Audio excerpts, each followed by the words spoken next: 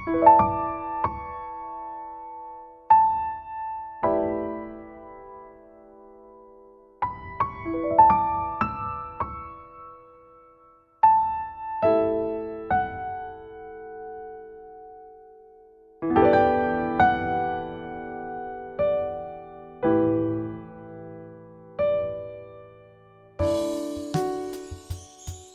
you ever had a reaction to something that you couldn't explain?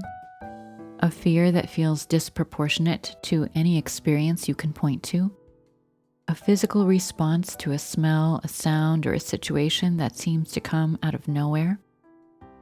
A pattern that keeps repeating in your life, in your relationships, your health, your emotional responses, that you've never been able to trace to a source? You may have wondered, where does this come from? Nothing that bad has happened to me. I don't have a traumatic memory that I can point to. So why does my nervous system behave as though I do? The answer may surprise you, because the nervous system holds far more than the conscious mind has access to. And some of the most significant material it carries is precisely the material we cannot remember, cannot name, and cannot reach through ordinary reflection or conversation. Today we're going to talk about hidden trauma and about the remarkable capacity of the subconscious mind to heal what the conscious mind cannot even see. Welcome back. I'm Madeleine Lowry, a neural retraining specialist. We're continuing our series on trauma, the nervous system, and chronic illness. So far, we've talked about what trauma actually is, how it is defined not by the event, but by what the nervous system does with it. And we've explored the pathway through which unresolved emotional pain becomes physical symptoms. Today we're going somewhere that many people may find both surprising and deeply validating. Because one of the most common experiences I hear from people who are working to understand the roots of their chronic illness is some version of this. I don't think I have trauma. Nothing really terrible has happened to me. I don't have memories that feel traumatic. And yet their nervous system tells a different story. Their body carries tension, reactivity, fear, or chronic activation that doesn't match the relatively benign history they can consciously recall. And there is a reason for that. And understanding that opens up a dimension of healing that ordinary talk-based approaches simply cannot reach. Let's talk about what the subconscious holds. The conscious mind, the part of us that thinks, reflects, reasons, and remembers, is only a small fraction of the mind's total processing capacity. Beneath it, the subconscious mind is running continuously, processing information, storing experience, maintaining the patterns, programs, and responses that govern the vast majority of how we function. Most of what the nervous system holds is held at the subconscious level. Not because it is being deliberately hidden, but because that is simply where most neural processing occurs. And the subconscious stores experiences differently than the conscious mind does. The conscious mind stores narrative memory, the story of what happened, in sequence, with context.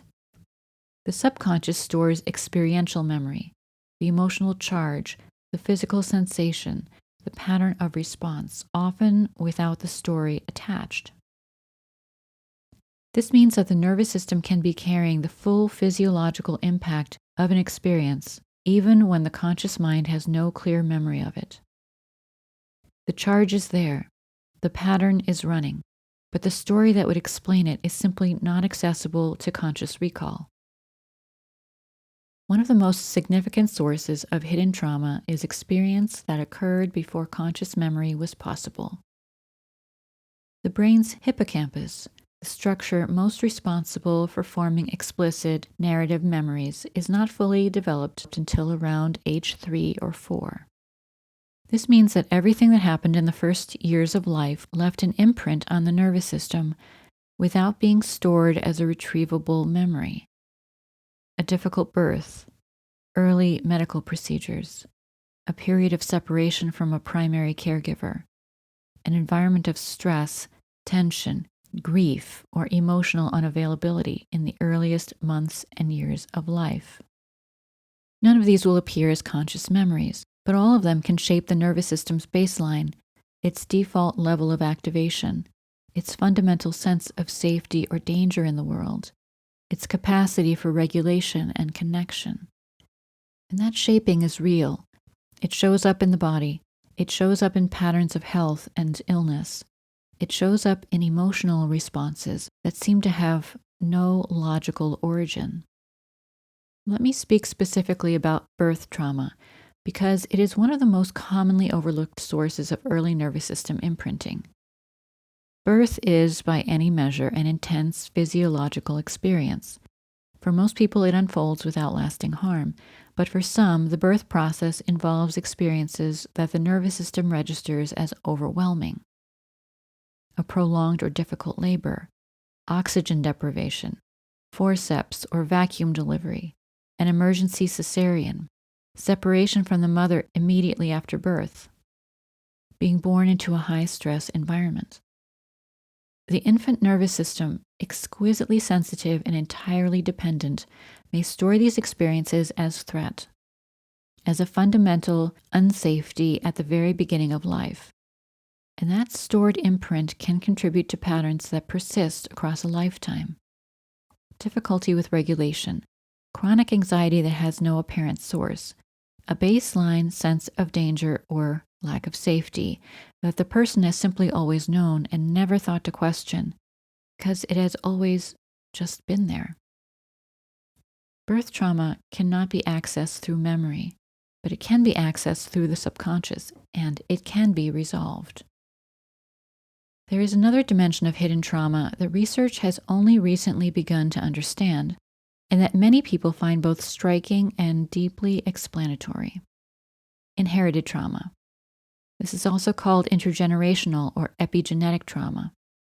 The emerging field of epigenetics has established that traumatic experience can alter gene expression, changing not the genetic code itself, but the way genes are switched on or off. And crucially, some of these epigenetic changes can be passed down to subsequent generations. This means that the trauma of a parent, grandparent, or even earlier ancestor, Holocaust survival, war, famine, displacement, persecution, can leave a biological imprint that the next generation carries in their nervous system without having lived through the experience themselves. Research on the children and grandchildren of Holocaust survivors has found measurable differences in stress hormone regulation, differences that appear to be epigenetically transmitted. Similar findings have emerged in studies of communities with histories of slavery, famine, and colonial violence. For many people, this research explains something they have always felt, but never have been able to account for: a fear, a grief, a sense of danger or loss that seems to belong to a story larger than their own life. A sensitivity to themes of persecution or displacement that feels disproportionate to personal experience. A grief that seems to come from somewhere older than childhood. A vigilance or hyperarousal whose origins cannot be found in personal history. These inherited patterns are real. They live in the nervous system, and they can be addressed through subconscious work, even when their origin is generations removed. I want to acknowledge briefly a framework that some people find meaningful when trying to understand patterns that seem to have no origin in this lifetime. The concept of past life experience, held across many spiritual and cultural traditions, suggests that some of what the nervous system carries may originate in experiences from previous lifetimes. Not everyone holds this belief, and I want to be clear that neural retraining does not require any particular spiritual framework in order to be effective. But for those who do hold this belief, or who are open to it can offer a framework for understanding fears, patterns, or physical symptoms that have no traceable origin in this life. What I will say is this: whatever the origin of a stored pattern, whether it comes from this lifetime, an ancestor's life, or some other source, the subconscious nervous system can work with it. It does not need to know where something came from in order to release it. The healing happens at the level of the charge itself, and charges can dissolve regardless of their origin story. Here's something that I find genuinely remarkable that I wanted to make sure that you hear clearly.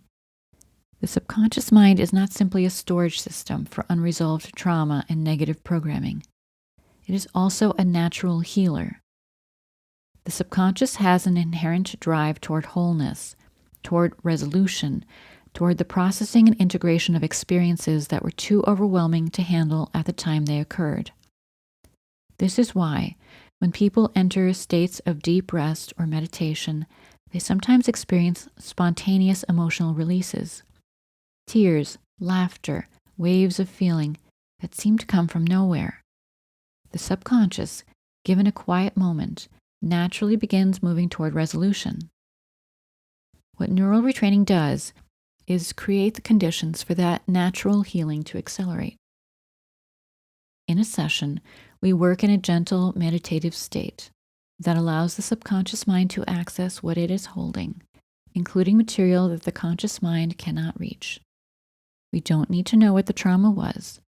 We don't need a narrative, a memory, or an explanation. The subconscious knows what it is carrying, and when given the right conditions and guidance, it knows how to release it. This is why hidden trauma, birth trauma, inherited patterns, pre-verbal experiences the conscious mind has simply never had access to, can be addressed and resolved through this work, even without the conscious mind ever knowing the specific content of what was healed. The results speak for themselves. Patterns that have been present for an entire lifetime begin to shift. Physical symptoms that had no apparent explanation begin to change. Fears and responses that seemed hardwired begin to soften and release. Not because we found the memory and processed it consciously, but because the subconscious, finally given the right conditions, did what it has always been trying to do: heal itself. So what does this mean for you? If you are someone who has wondered why your nervous system seems to carry more than your history explains, if you have patterns, fears, or physical responses that don't seem to connect to any memory you can access, I want you to consider the possibility that you are not making it up, that you are not broken. You may simply be carrying something that lives below the level of conscious recall, something from before memory began, something absorbed from the experiences of those who came before you, something that the nervous system registered at a time when it had no capacity to process or express. All of it is real. All of it has an impact, and all of it can be addressed, not by digging for memories that may not be accessible, but by working directly with the subconscious in the way it naturally knows how to heal. In our next episode, we are going to go deeper into complex trauma, the kind that doesn't come from a single event, but from the accumulated weight of a life lived in an environment that wasn't quite safe enough.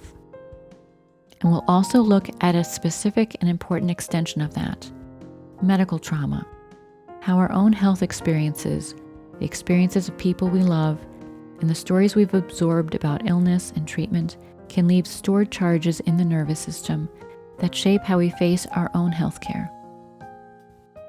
If you would like to learn more about this work in the meantime, please visit tcneuralretraining.com.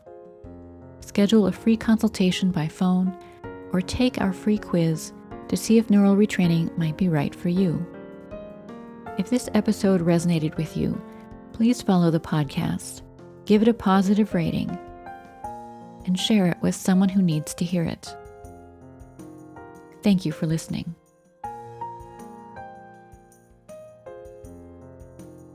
Content of this podcast copyright 2026 by Twin Cities Neural Retraining. Music by Barbara Ben.